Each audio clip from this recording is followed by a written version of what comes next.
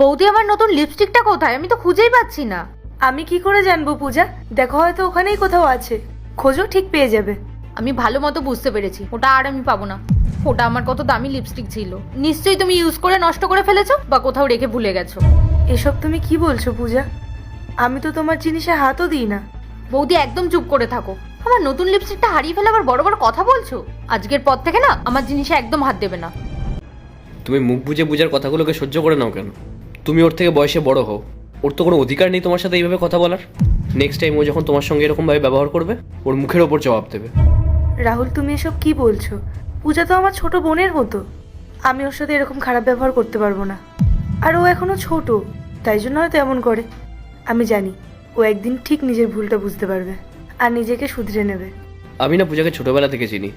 ওর স্বভাব, ওর আচরণ, ওর সব কিছু আমার নখদর্পণ। ও কোনোদিনও পরিবর্তন হবে না। তুমি বেকারই এত টেনশন নিচ্ছ, দেখবা একদিন সব ঠিক হয়ে যাবে। মা, কত টাকা লাগবে তোর? প্রায় 70,000 টাকা মতো লাগবে। কিন্তু মা, এতগুলো টাকা আমি এখন কোত্থেকে দিই বলতো তোকে? প্লিজ বাবা, আমি অনেক কষ্ট করেছি ইউনিভার্সিটিতে ভর্তি হওয়ার জন্য। এখন যদি ভর্তি না হতে পারি আমার পুরো কষ্টটাই বৃথা হয়ে যাবে। তুমি একটু বোঝার চেষ্টা করো। আমি বুঝতে পারছি মা, কিন্তু কি আর করবো বল।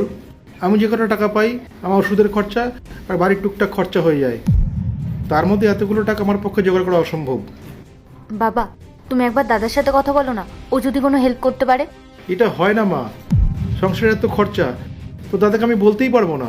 এমনিতেই তোর পড়াশোনার সব খরচ ওই চালায়, তারপরে এতগুলো টাকার কথা কি করে বলি ওকে বলতো? শোন মা, আরও তো অনেক ইউনিভার্সিটি আছে, তুই তার মধ্যে কোনো একটা ইউনিভার্সিটিতে ভর্তি হয়ে যা। ঠিক আছে বাবা। বাবা, এই নিন টাকা। এটা কিসের টাকা বৌমা? পূজার ইউনিভার্সিটির অ্যাডমিশন ফিস। কিন্তু মা, তুমি এই টাকা? কোনো কিন্তু না বাবা, পূজা সত্যিই অনেক পরিশ্রম করেছে এই ইউনিভার্সিটিতে ভর্তি হওয়ার জন্য। আর পূজার দাদা বৌদি থাকতেও ভর্তি হতে পারবে না, এটা তো হতে পারে না বলুন। বৌমা, তুমি এতগুলো টাকা কোত্থেকে পেলে? ওই মাসের খরচা, হাত খরচার জন্য রাহুল আমাকে যে টাকাগুলো দিত, সেখান থেকে একটু একটু করে জমিয়ে এই টাকাটা। সরি বৌদি, আমি তোমার সাথে কত খারাপ ব্যবহার করতাম, ঠিকমতো তোমার সাথে কথাও বলতাম না। আর এত কিছু করার পরেও তুমি আমার কতটা খেয়াল রাখো, আমার জন্য চিন্তা করো, আর আজকে কতটা হেল্প করলে। থ্যাংক ইউ বৌদি, থ্যাংক ইউ সো মাচ। ধুর পাগলি, এতে থ্যাংক ইউ বলার কি আছে? শোনো, আমি তোমাকে ছোট বোনের মতো দেখি, আর নিজের বোনের জন্য এইটুকু তো করতেই পারি।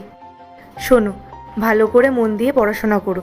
আর একটা কথা সবসময় মাথায় রাখবে, যে তোমার দাদা বৌদি অলওয়েজ তোমার পাশে আছে।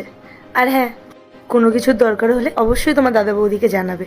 একটা কথা মাথায় রাখবে, তোমার দাদা বৌদি সবসময় তোমার পাশে আছে।